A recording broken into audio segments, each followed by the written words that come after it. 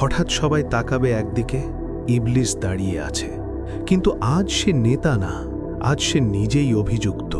সে চিৎকার করে বলবে, আমাকে দোষ দিও না, আমি শুধু ডাক দিয়েছিলাম, তোমরাই আমার পেছনে হেঁটেছিলে।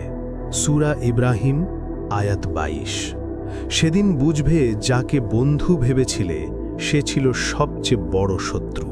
একই আগুন, একই আফসোস। ইবলিস আর তার অনুসারীরা একসাথে টেনে নেওয়া হবে আগুনের দিকে। কেউ বলবে, আমাকে ফেরত পাঠাও, কিন্তু উত্তর আসবে না। এখন আর ফেরার কোনো পথ নেই।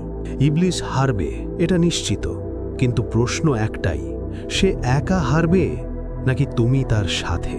ময়দান ভরে গেছে মানুষের ভয়।